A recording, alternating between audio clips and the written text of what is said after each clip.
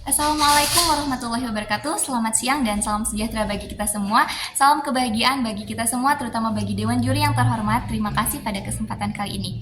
Pada kesempatan kali ini, izinkanlah saya untuk memperkenalkan diri terlebih dahulu. Perkenalkan, nama saya Dayla Maharani. Saya merupakan tim representatif dari SMA Negeri 1 Nagrak. Tugas saya pada kali ini yaitu sebagai tim oposisi pembicara pertama, tugas saya di sini adalah membatasi mosi, mendefinisikan kata kunci, dan menguatkan argumentasi saya. Pada mosi kali ini, saya kurang setuju dengan Dewan, karena saya telah memiliki batasan-batasan yang siapkan untuk menyanggah mosi kali ini. Sebelum saya menyanggah, izinkanlah saya untuk mendefinisikan terlebih dahulu kata-kata kunci yang muncul dalam mosi tersebut, yaitu Dewan ini akan mewajibkan orang tua untuk mengikuti tes kelayakan sebagai syarat memiliki anak. Izinkanlah saya untuk mendefinisikan yang pertama, yaitu wajib. Wajib itu harus dilakukan atau tidak boleh ditinggalkan. Yang kedua yaitu orang tua. Orang tua itu artinya ayah dan ibu kandung. Yang ketiga yaitu tes kelayakan. Tes itu adalah sesuatu yang harus ujian atau pantas tidak pantasnya seseorang. Dan yang keempat yaitu syarat. Syarat itu adalah tuntutan atau permintaan yang harus dipenuhi. Yang kelima yaitu memiliki. Memiliki artinya mempunyai sesuatu. Dan yang terakhir yaitu anak. Anak itu adalah keturunan generasi kedua atau yang pertama. Nah, setelah itu, jadi menurut saya mosi ini merujuk pada sesuatu yang harus dilakukan dan tidak boleh ditinggalkan dikarenakan tuntutan atau permintaan yang harus dipenuhi untuk memiliki keturunan. Tapi hal ini bertentangan dengan hak asasi manusia dalam pasal 28B Undang-Undang Dasar Negara Republik Indonesia tahun 1945.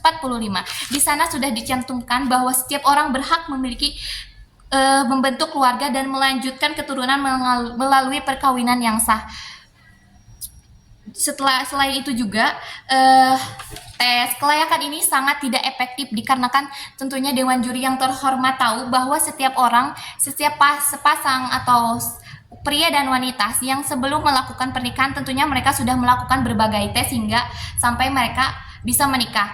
Seperti yang Dewan Juri yang terhormat bisa bayangkan bagaimana ribetnya atau pusingnya seseorang yang mengurus pernikahan. Setelah menikah mereka ingin mempunyai anak dan mereka juga harus mengurus tes-tes untuk memiliki anak. Bukankah itu sangat tidak efektif? Karena itu seperti melakukan tes 2 kali.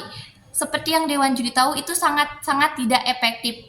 Bahkan menurut saya itu kenapa harus memiliki anak pun harus melakukan tes? Bukankah kalau seseorang sudah melakukan tes dan dinyatakan sampai menikah di dalam KUA, bukankah mereka sudah pantas atau sudah layak memiliki anak dikarenakan mereka sudah pantas untuk berkeluarga? Tentunya tujuan berkeluarga itu kan untuk membentuk keturunan atau memperbanyak keturunan.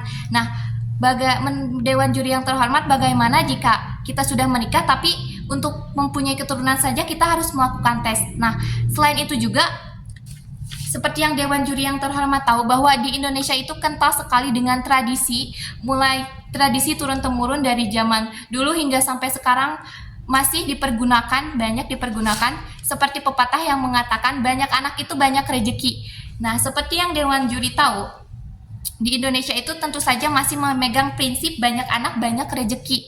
Nah, selain itu juga biasanya tuntutan dari keluarga besar atau dalam keluarga besar yang sudah berumur seperti kakek, nenek, tentunya mereka pasti akan meminta cucu kepada anak-anaknya. Nah, bagaimana jika sepasang suami istri dituntut untuk memiliki anak oleh keluarganya, sedangkan mereka harus melakukan tes kelayakan. Nah, Dewan Juri yang terhormat, bayangkan saja jika masyarakat Indonesia yang masih memegang tradisi tersebut dan tidak ingin melakukan tes, bagaimana jika masyarakat Indonesia banyak yang tidak ingin melakukan tes kelayakan dan mungkin berpikir untuk apa melakukan tes jika pernikahan saja kita sudah dilakukan tes kelayakan. Bagaimana jika mereka berpikir seperti itu dan mereka enggan melakukan tes? Dari enggan melakukan tes, bagaimana jika banyak juga masyarakat Indonesia yang tidak mempunyai anak dikarenakan tes tersebut? Bukankah Indonesia juga membutuhkan generasi-generasi penerusnya? Nah, jika masyarakat Indonesia tidak ingin memiliki anak, bagaimana dengan generasi penerus Indonesia untuk kedepannya? Nah, dengan demikian pemaparan video dari saya dengan mosi Dewan Dewan ini mewajibkan orang tua untuk mengikuti tes kelayakan sebagai syarat memiliki anak, saya menolak. Seperti argumen-argumen yang tadi saya sebutkan, bahwa yang pertama itu sangat penentang dengan hak asasi manusia, dan yang kedua yaitu ketidakpastian, tidak efektifan tes seperti dalam aturan ketatanegaraan. Menurut Mahkamah Agung, tumpang tindihnya aturan menyebabkan ketidakpastian hukum sehingga menyebabkan multitafsir dan dapat menyebabkan konflik. Yang ketiga yaitu tentang tradisi yang ada di Indonesia. Oleh karena itu saya akhiri pemaparan video saya kali ini. Wassalamualaikum warahmatullahi wabarakatuh.